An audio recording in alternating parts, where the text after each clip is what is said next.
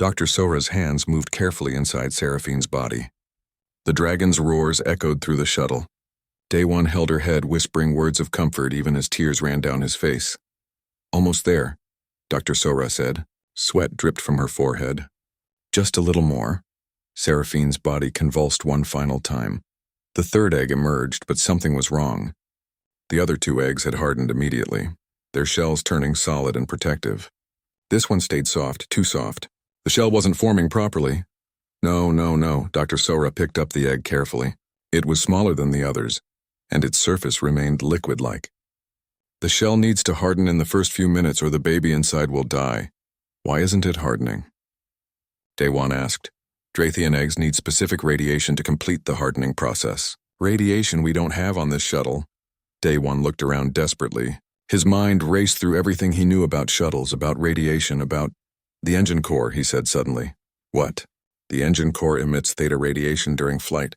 I've had to shield against it 100 times as a mechanic." He grabbed the egg from Dr. Sora. "It's not exactly what the egg needs, but it's close." "You can't," Dr. Sora said.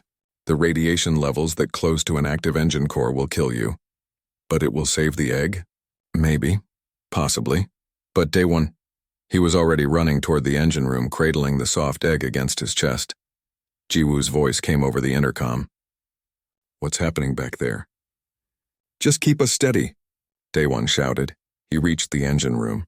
The core was behind a radiation shield glowing with power. Warning signs covered every surface. "Danger. Lethal radiation. Do not approach." Day One overrode the safety locks. The shield slid open, heat and energy washed over him. His skin prickled. Every instinct screamed at him to run. Instead, he stepped closer. He held the egg near the core, letting the theta radiation wash over it. The egg's surface began to shimmer. The shell started to harden. "Come on," Day One whispered. "Come on, little one. You can do it." His hands were shaking. His vision blurred. The radiation was cooking him from the inside, but the egg was hardening. Slowly. Too slowly. He stepped closer to the core. Alarms blared. His radiation badge turned from yellow to red to black. The egg shell solidified completely. Beautiful patterns swirled across its surface, just like its siblings. Day One smiled. Then his legs gave out. He collapsed, still holding the egg. When Day One woke, he was lying on a medical bed. His body felt like it was on fire. Every muscle ached. Dr. Sora was beside him, injecting something into his arm. "You idiot," she said, but her voice was gentle. "You absorbed enough radiation to kill 3 people. The egg?" He croaked. "Safe. All 3 eggs are healthy." She gestured to the corner. The 3 eggs sat in a heated nest that Dr. Sora had constructed. They glowed softly, beautiful and alive. "Seraphine? Exhausted but recovering. She hasn't left your side since we brought you here." Day One turned his head. Seraphine was curled up on the floor next to his bed, watching him with her golden eyes. When she saw him wake, she made a soft rumbling sound. "Hey," Day One whispered. "We did it." Seraphine carefully placed her head on the edge of his bed. The gesture said everything. 2 days later, the shuttle approached Haven's Reach. The planet was beautiful. Blue oceans, green continents, floating islands that defied gravity. Day One could see why refugees came here. It looked like paradise. "We're being hailed," Jiwoo said. "Official welcome from planetary control." A voice came through, old and wise. "Welcome, travelers. We have heard of your journey. The Drathian elders are waiting." They landed in a clearing surrounded by enormous trees. A group of beings waited for them. Most were humanoid, refugees from a dozen different species. But 3 were dragons, massive, magnificent, silver and gold and bronze. Drathians. The largest one stepped forward as the shuttle's ramp lowered. Her scales were golden, marked with age and wisdom. A voice spoke in Day One's mind. Not words, but meaning. Pure communication. "I am Elder Mithera. You have brought our lost daughter home." Seraphine walked down the ramp slowly. The 3 Drathian elders bowed their heads to her. "Daughter of the royal line," Mithera's voice filled Day One's mind. "We thought you lost forever," Seraphine bowed back. Then she turned and gestured to Day One. "This human saved me. Saved my children." At great cost to himself. All 3 elders looked at Day One. He felt their minds touch his, gentle but overwhelming. "You have done what few would dare," Mithera said. "You have our eternal gratitude." I just did what was right, Day One said quietly. That is why you were chosen. Chosen? Mithera's eyes glowed. Seraphine has formed a soul bond with you. It is the highest honor a Drathian can give. You are family now, brother soul, forever linked. Day One looked at Seraphine. She looked back and he felt it. A connection he hadn't noticed before. Her emotions faint but present in his mind, gratitude, affection, trust. I don't understand, he said. You will, in time. The eggs hatched 1 week later. Day One was there when the first shell cracked. A tiny dragon emerged no bigger than a cat, silver blue like her mother with curious golden eyes. The second hatched an hour later. This one was darker blue with a bold personality. It squeaked loudly and immediately tried to climb out of the nest. The third egg, the one Day One had saved, took longer. He sat beside it waiting, worried. Finally a crack appeared. Then another, a small snout poked through. This hatchling was pale silver, almost white. It was smaller than its siblings, but its eyes were bright and aware. It looked directly at Day One and chirped. Seraphine rumbled with joy. All 3 of her children were alive and healthy. Day One felt tears running down his face again. Happy tears this time. 3 months passed. Day One lived on Haven's Reach now. He'd built a small workshop where he repaired equipment for the refugee fleet. Taemin had joined him, unable to return to Meridian 7. Jiwoo stayed too, ferrying supplies and people who needed help. Dr. Sora split her time between Haven's Reach and other refugee planets, providing medical care to those who needed it. Youngsu had been arrested after they escaped, but Captain Kwan's ship later staged a rescue. He now worked as head of security for Haven's Reach. The news had spread across the galaxy. The story of a human mechanic who risked everything to save a pregnant dragon. Public opinion had turned against the corporations that trafficked endangered species. Laws were being changed. Lives were being saved. But Day One didn't care about fame. He cared about the family he'd found. He sat on a cliff overlooking the ocean. Seraphine lay beside him, her children playing nearby. They were larger now, the size of large dogs. They were learning to fly, though mostly they just tumbled through the air and crashed into things. The pale silver one, Day One called her Cloud, was the most daring. She launched herself off a rock and actually glided for a few seconds before landing in a heap. She's fearless, Day One said, just like her mother. Seraphine's voice touched his mind. They could communicate easily now. Through the soul bond, she gets that from you. You showed me courage when I had none. You had plenty of courage. You just needed someone to remind you. You gave me more than that. You gave me hope. You gave me family.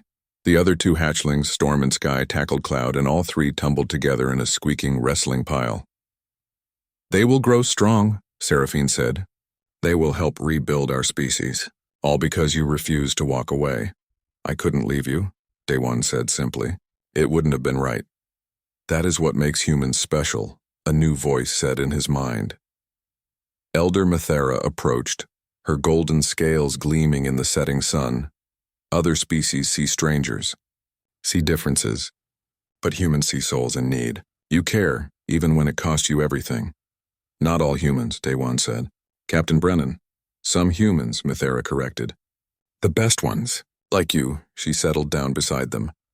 The hatchlings will need a teacher, someone to show them about the wider galaxy, about different species and cultures. Would you accept this role? Day One looked at the 3 playing dragons.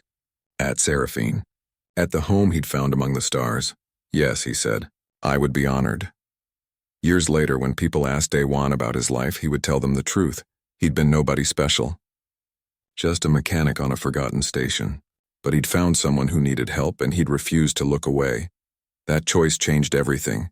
He'd lost his old life, but found a new one. Lost his solitude, but found a family. Lost his safety, but found his purpose. Seraphine's children grew to adulthood. They had children of their own.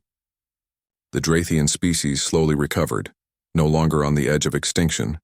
And through it all, Day One was there. Brother soul to a dragon queen, uncle to her children, guardian to a species. He'd saved Seraphine in that dark cell. But in the end, she'd saved him too. She'd shown him what he was meant to be. Not just a mechanic, not just a human, but family. And that made all the difference. The end on quiet nights. Day One would sit with Seraphine and watch the stars. The same stars that had once seemed cold and distant now felt like home. Because home wasn't a place. It was the people, and dragons, who loved you. And for Day One, a simple mechanic who did the right thing when it mattered most. That was everything, thank you, Brother Soul, Seraphine would say. Thank you, Day One would answer. And under the endless stars of Haven's Reach, surrounded by family, they were finally at peace. Inside the dark container, Day One felt Seraphine's body tense again. Another contraction. Stronger this time? Hold on, he whispered. Just a little longer, please. The container moved through the station corridors on the anti-grav sled. Every bump made Seraphine shudder. Day One could hear voices outside. Station workers. Security guards. So close. Taemin's voice came through a small speaker built into the container wall. Checkpoint ahead. Security inspection. Stay quiet, the sled stopped moving. What's in the container? A guard's voice. Not Young-Soo. Someone else, industrial equipment, Taemin said calmly. Headed to Bay 7 for transport. Let me see the manifest. Papers rustled. Daewon held his breath. Seraphine was shaking against him. This says the shipment isn't scheduled until tomorrow, the guard said. Last-minute change. Corporate wants it shipped tonight. I need to inspect the container. Daewon's heart stopped. Seraphine's eyes glowed faintly in the darkness, wide with fear. You can't, Taemin said. It's sealed. Pressurized equipment inside. Opening it will damage the contents. Those are the rules. All containers get inspected. Footsteps approached the container. A hand touched the seal, then Young-Soo's voice cut through. Stand down, officer. Sir, I already inspected this container an hour ago. It's cleared. But protocol says, are you questioning me? Young-Soo's voice went hard. I'm your superior officer. I said it's cleared, a long pause. Yes, sir. Sorry, sir. The footsteps moved away. Move along, Young-Soo said to Taemin. The sled started moving again. Inside the container, Daewon let out a shaky breath. Seraphine made a small sound. Another contraction. They were getting closer together. 10 more minutes, Taemin's voice said through the speaker. Almost there. Captain Brennan stood in the empty detention cell, his face dark with anger. Someone was here, he said. Recently, his security team searched the cell. They found scratches on the floor, symbols, empty water bottles, food wrappers. Sir, these scratches, one guard said. They're Drathian script. Brennan's eyes narrowed. The cargo from the smuggler ship. The Dragon. Sir, the records say that cargo was disposed of. The records are wrong. Brennan pulled out his communicator. All units were looking for a large life form. Possibly Drathian. Check all cargo movements in the last hour. Sir, there's been only one. Industrial equipment heading to Bay 7. Brennan smiled coldly. Bay 7, how convenient. Lock down that bay. Nobody launches. Nobody leaves. He headed for the bay at a run, his security team following. The container arrived at Bay 7. Taemin quickly moved it toward the waiting cargo shuttle. Dr. So-Ra was already there, loading her medical equipment. Hurry, she urged. We need to get her out of that container. Taemin opened the seal. Daewon climbed out first, then helped Seraphine.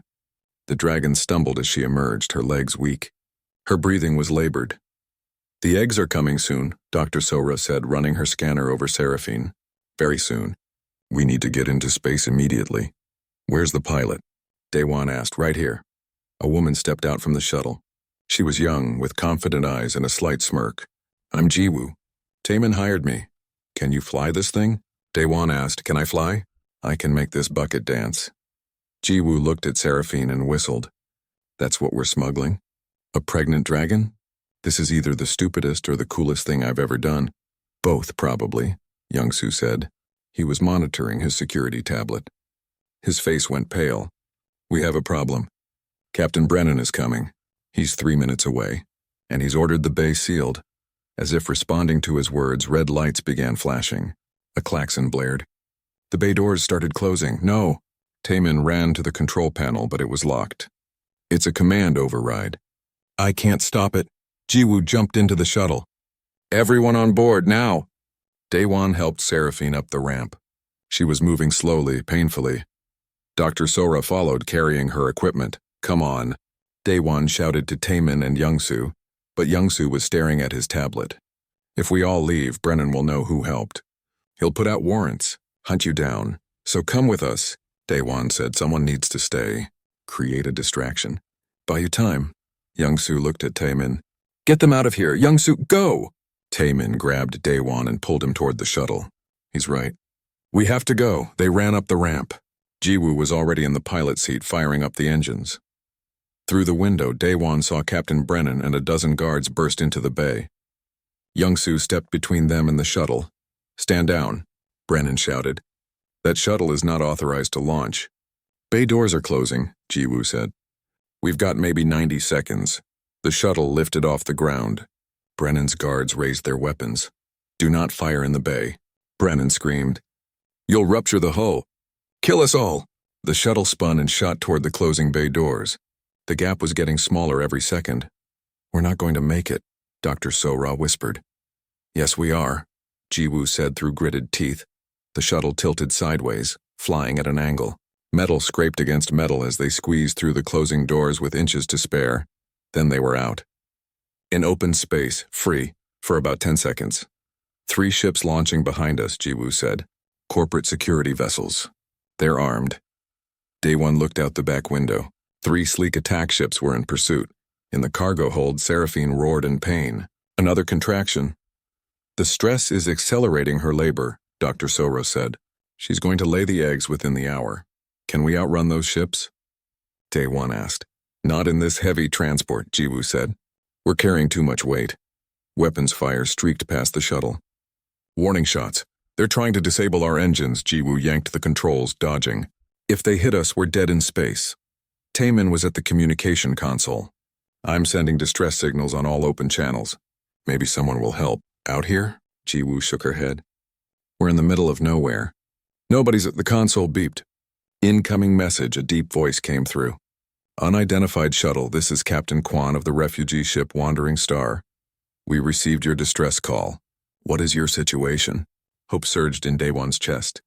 We're transporting a pregnant Drathian dragon to Haven's Reach. She's in medical distress. Corporate security is trying to stop us. Silence. Then, a Drathian?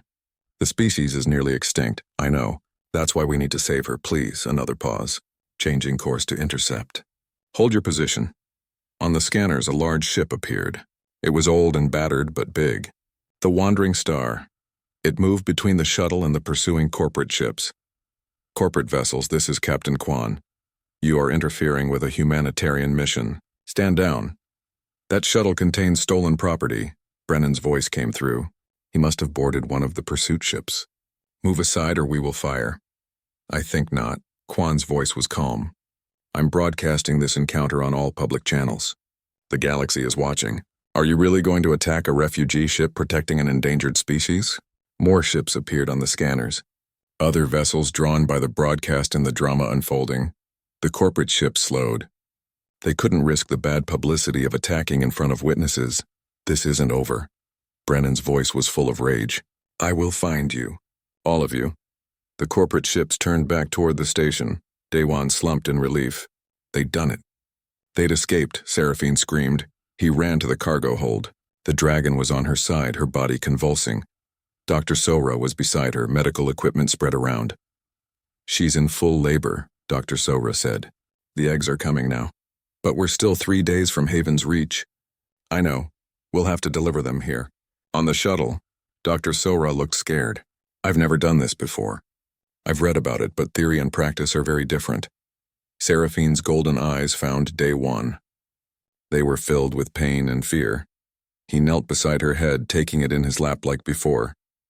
I'm here. You're not alone. The first egg began to emerge. It was beautiful, silver white, about the size of a watermelon with patterns that swirled across its surface. Dr. Sora carefully guided it out and placed it on a heated pad. One down, she said. Drathians typically lay 3 eggs. Seraphine was breathing hard. Her body shook. The second egg came easier. Slightly smaller, with blue undertones. Dr. Sora placed it next to the first. 2 down. 1 more, but something was wrong. Seraphine was straining, but the third egg wasn't coming. It's stuck, Dr. Sora said, panic creeping into her voice. It's positioned wrong. If it doesn't come out soon, it will kill her. What do we do? Daewon asked desperately. I don't know. Seraphine looked at Daewon. In her eyes, he saw acceptance. She thought she was going to die. No, Daewon said firmly. No, you don't give up. We've come too far. He looked at Dr. Sora. Tell me what to do. I'll do anything. The doctor's hands were shaking. I need to manually reposition the egg. But if I do it wrong, I could kill her and the baby both. And if you do nothing, they both die for certain. Then do it, Daewon said. Save them. Dr. Sora took a deep breath. Her hands steadied. Hold her. Keep her calm. Daewon pressed his forehead against Seraphine's. Stay with me. Stay strong. Your babies need you. I need you. Dr. Sora began to work. Seraphine roared in agony, and Daewon held on, refusing to let go. Daewon couldn't sleep that night. He sat in his small quarters staring at his datapad. 2 days, maybe less, he'd been searching for hours. Drathian dragons, egg-laying requirements, safe habitats. The information was scattered and incomplete. The species was so rare that most databases had almost nothing. What he did find terrified him. Drathian eggs needed specific conditions. The right temperature, certain types of radiation, mineral-rich soil. Without these things, the eggs wouldn't hatch. Or worse, they'd hatch deformed and die slowly. His door chimed. Taemin and Youngsu entered looking as tired as he felt. I found something, Taemin said, setting down a data chip. A planet called Haven's Reach. It's a sanctuary world. Refugees, endangered species, people escaping persecution. It's independent. No corporate control. Daewon loaded the chip. Information filled his screen. Haven's Reach was 3 days away by fast shuttle. The planet had diverse environments. And according to these records, there was a small Drathian colony there. There are more of her kind? Daewon whispered. A few. Maybe 20. They've been hiding there for years. Taemin pointed at the screen. If we can get her there, she'll be safe. Her babies will be safe. 3 days travel, Youngsu said. But she's laying eggs in 2 days. Maybe less. Then we need to move now, tonight. Daewon stood up. We need a ship big enough to carry her. The cargo shuttles, Taemin said. Base 7 has a heavy transport. It's big enough. How do we get authorization? Daewon asked. I can handle that part, Taemin said. I process cargo manifests. I can create a fake shipment, authorize the shuttle launch. Youngsu shook his head. It won't work. Captain Brennan has been suspicious lately. He's increased security sweeps, and he's been asking questions about missing supplies. What kind of questions? Daewon felt his stomach tighten. Medical supplies. Nutritional supplements. The same things you've been taking. Youngsu looked worried. I think he knows something's wrong.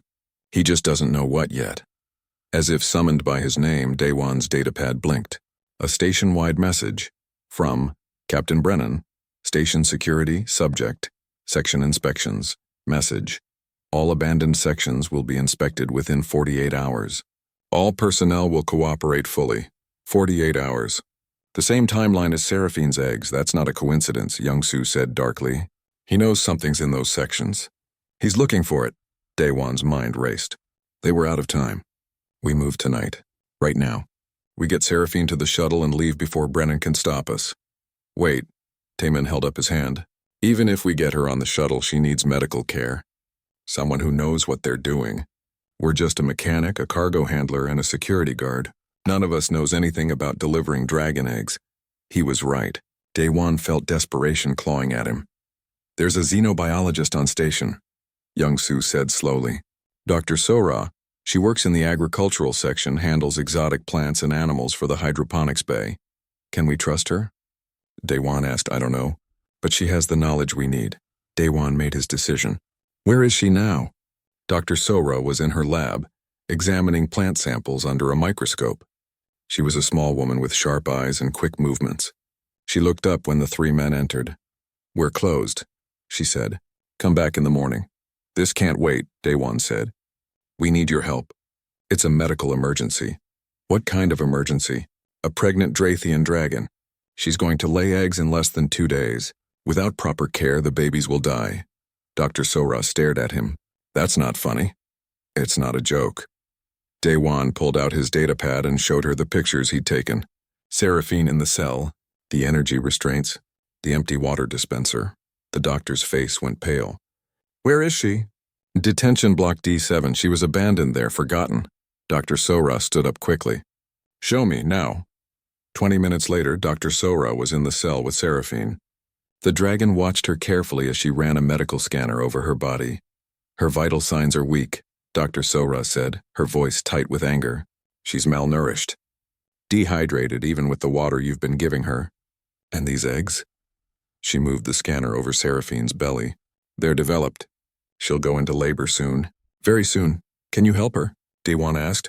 Here? No, she needs a proper environment. The eggs need specific conditions to survive. Dr. Sora looked at Seraphine with sadness.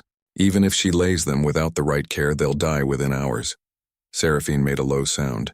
A mother's sound of grief. We have a plan, Daewon said. Haven's Reach, there's a Drathian colony there.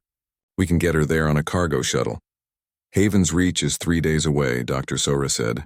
She'll lay the eggs before you arrive. Can the eggs survive in a shuttle? If we create the right environment? Dr. Sora thought for a moment. Maybe if we had the right equipment. Heat lamps, radiation shielding, mineral supplements. She looked at the 3 men. This is crazy. You're talking about stealing a shuttle, breaking a dozen laws. Yes, Daewon said simply. They'll arrest you, all of you. Probably. Dr. Sora looked at Seraphine again. The dragon looked back, golden eyes meeting hers. In those eyes, the doctor saw intelligence, awareness, hope. I need to gather equipment, Dr. Sora said. Give me 2 hours. Relief flooded through Daewon. Thank you. Don't thank me yet. We still have to pull this off, and they work quickly. Taemin went to prepare the cargo shuttle and create false manifests. Youngsu monitored security channels, watching for any sign that Brennan was onto them. Dr. Sora gathered medical equipment, packing it into sealed containers. Daewon stayed with Seraphine. We're getting you out of here, he told her. Tonight, you and your babies will be safe. Seraphine scratched symbols on the floor. Why help me? Risk much because it's right, Daewon said. Because you deserve to live. Your babies deserve to be born. Seraphine looked at him for a long moment. Then she did something unexpected. She lowered her massive head and rested it gently in his lap. The gesture of complete trust. Daewon felt tears in his eyes. He placed his hand on her silver blue scales. I won't let you down. I promise, his communicator beeped. Taemin's voice came through. We have a problem. Daewon's heart sank. What is it? Captain Brennan just authorized an immediate security sweep. Not in 48 hours now. He's sending teams to all abandoned sections. They'll reach the detention block in 30 minutes. 30 minutes. We're not ready, Daewon said. We need more time. We don't have it, Youngsu's voice joined the channel. It's now or never. Dr. Sora appeared at the cell door carrying 2 large equipment cases. I have what I need, but moving her through the station will take at least an hour, maybe more. We don't have an hour, Daewon said. Then what do we do? Taemin asked. Daewon looked at Seraphine. She was watching him, waiting, trusting him to find a solution. Think. The cargo container, he said suddenly. Taemin, you move large containers all the time. Can you bring one here? Yes, but Taemin understood. You want to put her inside? Move her through the station hidden? It's the only way. Can you do it? The anti-grav sled can handle the weight, barely. But Daewon, she's pregnant and stressed. Putting her in an enclosed container, I know, but we're out of options. 15 minutes later, Taemin arrived with a massive cargo container on an anti-grav sled. The container was just barely large enough for Seraphine. Daewon opened it. The inside was dark and cramped. Seraphine looked at the container and made a sound of distress. She backed away. Her eyes were wide with fear. I know, Daewon said softly. It's like the cargo hold where they kept you. It's frightening, but it's the only way to get you to safety.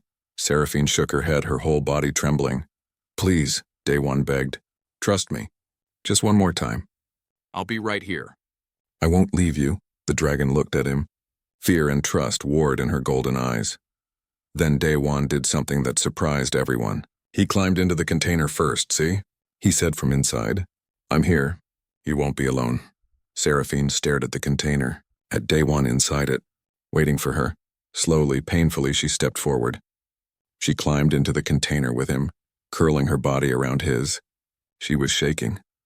Good girl, Daewon whispered, stroking her scales. You're so brave. Taemin sealed the container, leaving small air vents. Inside it was dark and close. Seraphine's breathing was rapid with fear. I'm here, Daewon kept saying. You're not alone. I'm here. The anti-grav sled hummed to life. The container began to move. Through the vents, Day-Wan could hear voices. Security patrols. People walking past. Seraphine whimpered. Her body tensed, and then Day-Wan felt it. A contraction. Her belly tightened. No, not now. Please not now, but he knew. The stress, the fear, the movement, it was triggering her labor. The eggs were coming, and they were still hours away from the shuttle. Day-Wan returned 3 hours later with 2 heavy bags. Inside were protein bars, dried food packets, and 4 large bottles of water. He'd emptied half his personal storage to gather it all. The dragon was still in the same position. Her golden eyes tracked him as he entered the cell. "I'm back," he said quietly, "just like I promised." He opened the first water bottle and placed it near her head. She drank it quickly, then the second, then the third. The fourth one she drank slower, like she was finally able to think past her desperate thirst. Day-Wan opened the food packets. He had no idea what dragons ate, but protein was protein. He hoped. The dragon sniffed the food cautiously. Then she ate. Not quickly like the water, but steadily. Her body needed fuel desperately. While she ate, Day-Wan examined the energy restraints on her wings. They were old military models, designed for dangerous prisoners. But the power cell was degraded. That was good. It meant he could disable them without causing an explosion. "I'm going to remove these," he told her. "It might hurt for a moment when the energy field collapses. But then you'll feel better, okay?" The dragon stopped eating and looked at him. Then she extended one wing slightly, as much as the restraint allowed. Giving him access, she understood. She actually understood him. Day-Wan's hands trembled slightly as he worked. It took almost an hour. He had to carefully disconnect each power relay one at a time. One mistake in the energy backlash could kill them both. Finally, the last restraint powered down. The energy fields disappeared. The dragon stretched her wings for the first time in weeks. They unfolded, beautiful and silver blue, spanning the width of the cell. She made a sound, not quite a roar, but something deep and satisfied. Then she folded them carefully against her body again and looked at Day-Wan. She lowered her massive head and gently touched his shoulder with her snout. "Thank you." He didn't hear words, but somehow he understood the meaning. "You're welcome," he whispered. For the next 5 days, Day-Wan visited twice per day, early morning before his shift and late at night after. He brought food and water each time. The dragon grew stronger. On the 3rd day, he brought a data pad loaded with translation software. He sat on the floor of the cell while the dragon ate. "I want to communicate better," he said. "Can you understand me when I talk?" The dragon paused. She looked at him for a long moment. Then she raised one clawed foot and scratched a symbol on the metal floor. Day-Wan's eyes widened. It was a symbol, a character of some kind. He quickly activated the datapad's camera and scanned the symbol. The translation software worked for a moment, searching through databases of alien languages. Match found: Drathian script. Ancient language. Species: Drathian dragons. Status rare. The symbol meant, "Yes, you're Drathian," Day-Wan breathed. "I've heard of your people. The records say you're almost extinct." The dragon scratched another symbol. This one meant, "Few remain. What happened to you? How did you end up here?" She scratched multiple symbols this time. The translation came slowly. Captured. Taken. Sold. Ship stopped. Forgotten. Anger burned in Day-Wan's chest. She'd been cargo to those smugglers. Property. And when they were arrested, nobody bothered to check what they'd left behind. "Your babies," he said, gesturing to her swollen belly. "When will they come?" The dragon hesitated, then scratched. "Soon. Need safe place. Need special environment?" "What kind of environment?" She scratched more symbols. The translation was complex. Specific minerals. Certain radiation types. Heat and moisture. Without them, eggs will not hatch properly. Day-Wan's heart sank. He couldn't provide that in a cell. She needed proper care. Medical attention. A real safe place, but where? Who could he trust? The next morning, Day-Wan was working on a cargo loader in the main bay when his friend Tai-Min approached. Tai-Min was a cargo handler, broad-shouldered and always smiling. They'd worked together for 4 years. "You look tired," Tai-Min said. "Everything okay?" Day-Wan almost said yes. Almost kept the secret. But he needed help. He couldn't do this alone.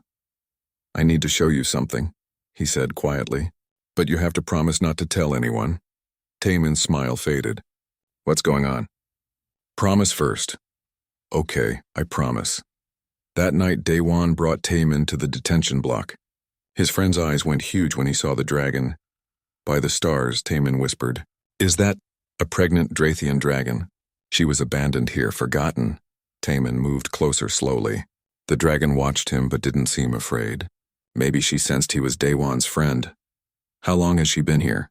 Almost a month now. No food, no water until I found her 5 days ago. Taemin's face hardened. That's cruel. That's murder. I know. That's why I'm helping her. But she's going to lay eggs soon. She needs things I can't get alone. Medical supplies. Special nutrients. Taemin looked at his friend. This is dangerous. If station security finds out, I know. But I can't abandon her. I won't. Taemin was quiet for a moment. Then he nodded. Okay, I'm in. Tell me what you need. Over the next 3 days, they worked together. Taemin had access to medical supply shipments. He borrowed vitamin supplements, mineral compounds, anything that might help. The dragon grew stronger each day. She started moving around the cell more. She even began making sounds, low rumbles that Daewon thought might be her version of humming. He started calling her Seraphine, a name from old Earth mythology. She seemed to like it. When he said the name, her head would turn to him immediately, but danger was coming. On the 8th day, Daewon was leaving the detention block when someone stepped out of the shadows. Young-soo, the security guard. Working late again? Young-soo asked. His voice was casual, but his eyes were suspicious. Just checking systems, Daewon said, keeping his voice steady. Old section like this, things break down. Funny. I checked the maintenance logs. You've logged 37 hours in this section in the past week. Section that's supposed to be abandoned. Daewon's heart raced. Just being thorough. Right. Young-soo stepped closer. Want to tell me what's really going on? Nothing's going on. Daewon, I've known you for 3 years. You're a terrible liar. Young-soo looked at the detention block entrance. What's in there? Nothing. Young-soo pushed past him and headed for the entrance. Wait. Daewon grabbed his arm. Please, just... Young-soo pulled free and kept walking. Daewon ran after him, mind racing. What would happen now? Would Young-soo call station security? Would Seraphine be taken away? They reached the cell. Young-soo looked through the view panel and froze. What in the... Daewon stood beside him, defeated. Her name is Seraphine. She's pregnant. She was left here to die. Young-soo stared at the dragon. Seraphine stared back, her golden eyes calm. This is insane, Young-soo whispered. Do you know what they'll do if they find out? They'll arrest you. Sell her to the highest bidder. I know. Then why? Because it's right, Daewon said firmly. Look at her. She's intelligent. She's aware. She has babies coming. Would you leave her to die? Young-soo was silent. Daewon opened the cell door. Come meet her. You'll understand. Young-soo followed hesitantly. Seraphine watched them both. She could sense the tension. Then something happened that surprised them both. Seraphine moved forward, placing herself between Young-soo and Daewon. Protecting Daewon, even though Young-soo might be a threat, she was ready to defend the human who'd saved her. Young-soo stopped. He stared at the massive dragon protecting a small human. She trusts you, he said quietly. Yes. And you trust her. With my life. Young-soo closed his eyes. When he opened them again, there was pain there. 3 years ago, my sister died. Corporate accident. They covered it up. Paid off officials. Nobody helped her. Nobody cared. He looked at Seraphine. I won't be like them. I won't ignore someone who needs help. Daewon felt hope surge in his chest. You'll help us? Yeah, Young-soo nodded. I'll help. What do you need? Before Daewon could answer, Seraphine made a sound. A low, pained sound. She stumbled slightly, one claw going to her swollen belly. Daewon rushed to her side. What's wrong? Seraphine scratched symbols on the floor, her movements urgent. The translation made Daewon's blood run cold. Eggs coming soon. 2 days, maybe less. Need proper place or babies die. 2 days. They had 2 days to figure out how to save not just Seraphine but her unborn children, and they had no plan. The wrench slipped from Daewon's hand and clanged against the metal floor. He cursed under his breath and wiped the sweat from his forehead.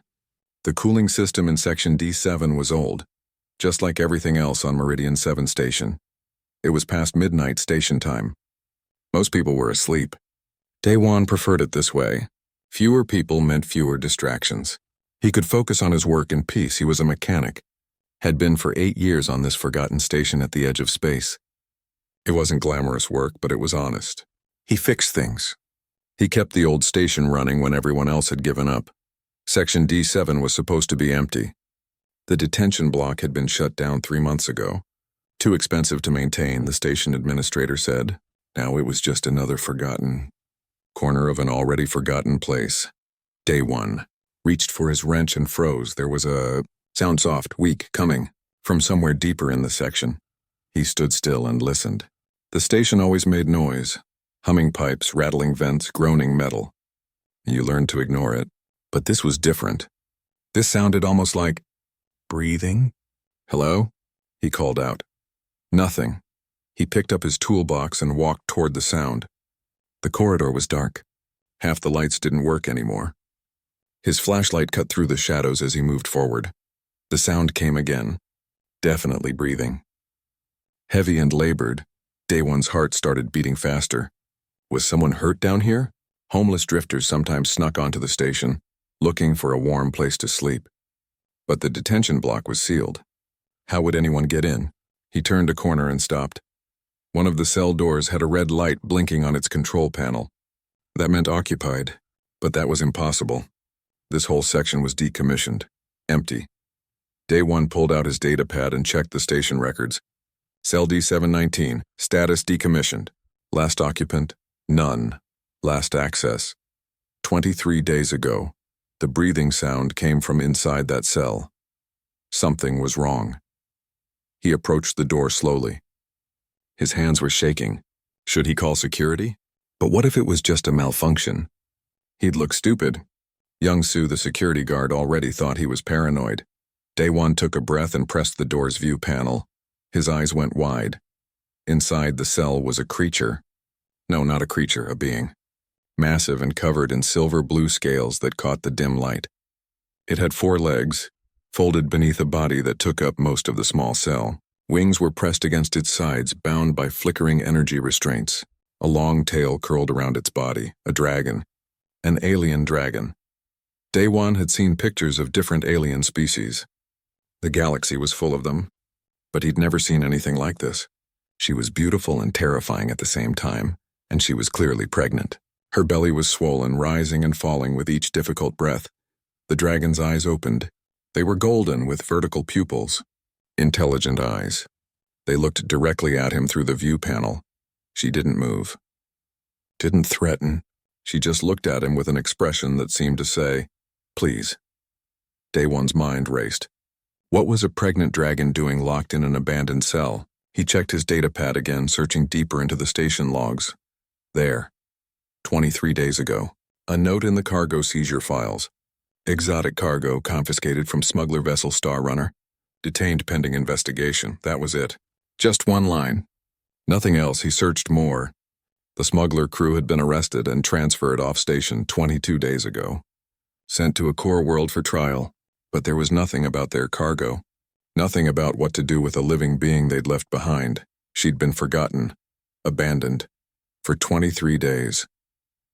Daewon looked through the view panel again. He could see the water dispenser in the corner of the cell. It was dry. The food port was sealed shut, a red error light blinking on it. No food. No water for 23 days. How was she still alive? The dragon's eyes stayed on him. She made a small sound, weak and desperate. Daewon didn't think. He just acted. His fingers flew over the control panel. Override code. He'd learned all the station's override codes years ago. Part of being a good mechanic was knowing how everything worked. The door hissed open.